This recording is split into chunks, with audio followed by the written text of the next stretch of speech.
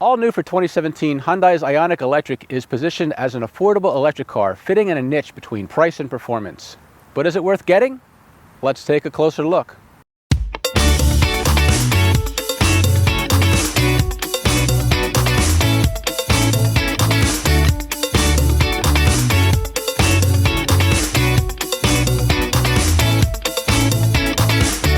What is the Ioniq Electric? Basically, it's part of a trio of cars. Hyundai says it's the world's first trio of electrified cars, purpose-made from the ground up as electric cars that were benchmarked against the Toyota Prius and Prius Prime.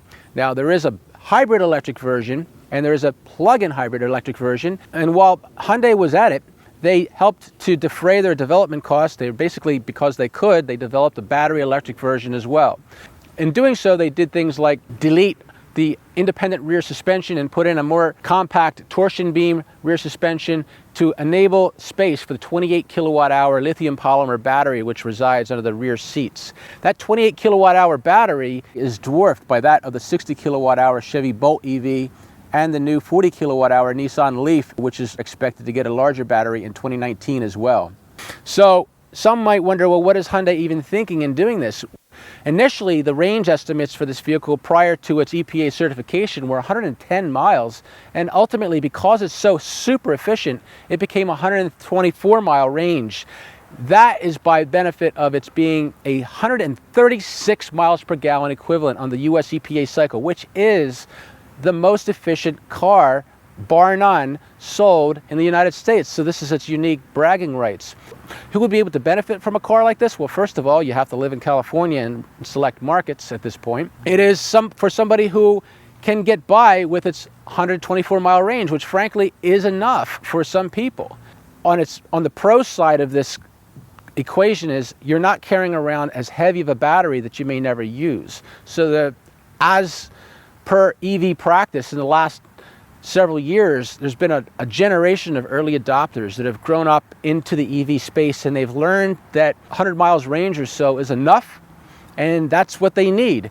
They don't want to have to pay for an extra large battery. They don't want to have to lug around an extra large battery, and this is so therefore right-sized for some people. For a person as that, this vehicle is chart-topping in the efficiency spectrum. Its price, starting at just over $30,000 for the base and from the $33,000 range for the limited, means that with federal and state incentives, on the low end, one may net out a few thousand cheaper than the hybrid version of the Ioniq, or just around $20,000, give or take.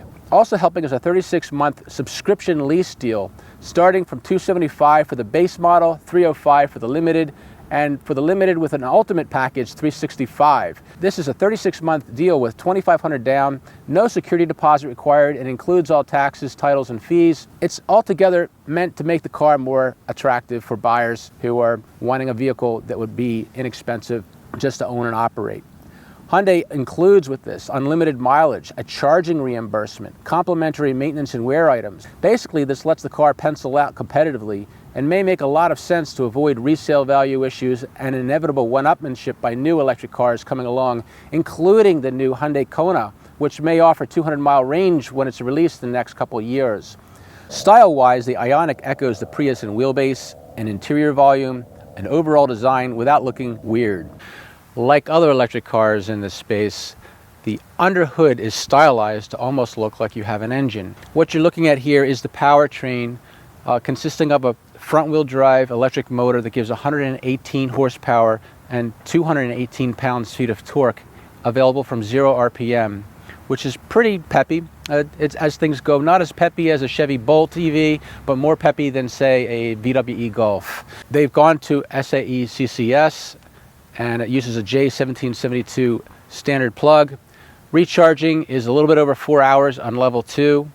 And that's what you'd probably want is level 2, 240 volts. Other things you might notice in this vehicle are 12-volt battery, lead acid back. If you've noticed with the Ioniqs, in the plug-in hybrid version and the hybrid electric version, they were able to delete the 12-volt battery and incorporate the 12-volt into a section of the lithium-ion polymer battery that was used for traction for the vehicle. In this case, we have not confirmed it, but we have to guess that real estate in the battery pack was necessary to make a pure EV with the most propulsion battery, traction battery. So this one has a 28.0 kilowatt hour battery stuffed underneath the rear seats. Therefore, the 12-volt lead acid battery reappeared under the hood.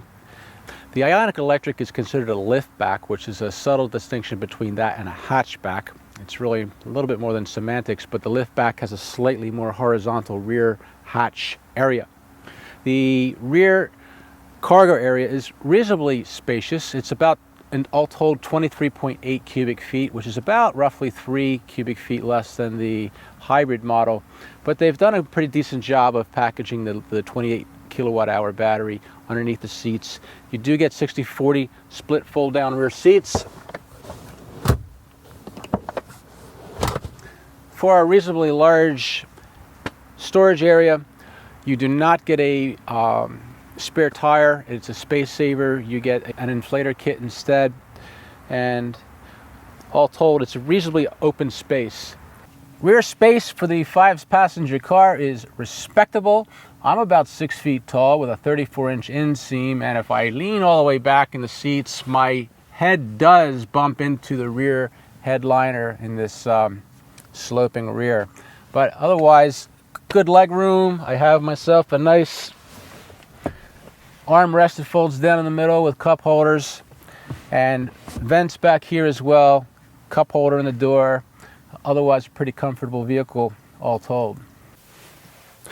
Inside the Ioniq Electric, you have a pretty well conventional layout, a lot like many other Hyundais, with only a few cues to give away that the vehicle is an electric vehicle. The instrumentation, of course, is to accommodate the data readout that comes from the electric powertrain. But otherwise, the ergonomics and the layout and the design of the vehicle are all pleasing and comfortable, ergonomically satisfying. I will note that this seat is reminding me of how Toyota has been doing its seats of late, where the headrest is just a little bit canted forward. I almost think that they've done that to improve their frontal crash test scores to prevent whiplash and neck injuries from the crash dummy. But if you look and you want to actually press yourself properly against the seat, you're like this, and it sort of bends you just a little bit far forward. I would prefer to have the ability to put the headrest back a little further. So unique with this vehicle compared to the other Ioniqs is a push button shifter, and reverse is on the right and drive is on the left. I've heard people complain about that. I actually find it just not really a problem at all. The vehicle has a couple drive modes. It has an eco mode, a sport mode, and a regular mode. The gauge cluster changes depending on what mode you're in. Sport mode, accelerator response is noticeably more peppy. It feeds more torque in. You can feel it. If you're on the road and you switch between eco and drive, you can feel a change in the throttle response, in the accelerator response. The vehicle has other sporty styling cues as well. For instance, this nicely contoured D-shaped steering wheel, which is a relatively smallish diameter with a lower part, thus the name D-shape, with a good 3 and 9 o'clock hand position. Feels solid and in command. The vehicle comes with a very low rolling resistance Michelin radials. Low rolling resistance tires are great for improving efficiency and requiring less energy to keep them rolling. They are a bit of a trade-off when it comes to cornering and braking. I almost think that if this were my vehicle, given that it has 136 miles per gallon equivalent, that I might even be willing to give up a slight bit of efficiency to offset that with slightly more grippy tires, which would make the drive experience even more engaging. Although, frankly, it's not a bad driving car. The car's weight distribution and center of gravity feels suitably low. Now, it does not have the battery in the floor like a Leaf does or like a Chevy Bolt does. The battery is a little bit higher up. It's in the back. But the car feels okay. It goes around corners fine. It's a reasonably enjoyable drive as things go. Good control. Corners without a lot of body roll, as eco cars go. Not to be mistaken for any kind of a sports car, but doesn't feel bad at all. Outward visibility is really good with the vehicle. The 8 pillars are narrow. It's comfortable. The only place I would make a change is in the back. And that's been a topic of discussion. Per Prius practice, per Honda Insight practice, I think this design with the split rear window has gone back for a long time. You have an almost vertical panel of glass that allows you to see back, and you have a split with a bar separating that and the liftback's glass. If they were to get rid of that, it would be a little bit more visible, but I don't know how they would work that. This vehicle, being the Advanced, costs just about $36,000 and a little over. It has advanced safety. It has, as they all do, Apple CarPlay and Android Auto. It has glass moonroof. And it's a really enjoyable car. The heated seats front and back are very comfortable. Another neat feature with the Ioniq Electric is the paddles. Instead of being an effective brake like the Chevy Bolt's paddles, you have a right and a left that changes the regen energy from four settings, from 0 through 3. 0 is, as you would expect, nothing. It starts off in default on the most severe, which is 3, and you feel like you could almost do one pedal stopping. I just switched it back to 0, and it's just coasting. I could take my foot off the accelerator and it just coasts and coasts and coasts, and the miles per hour on the speedometer are barely dropping. It's a super efficient powertrain when you take the regen off. Then you can feed in more as you wish, and you can flip between settings at will all the time, anytime, while you're driving the vehicle. So if you can put it to 1, it's relatively minor. 2, you can feel a little more energy kick in, and it's sending regenerative energy back to the battery, which is always a nice feature.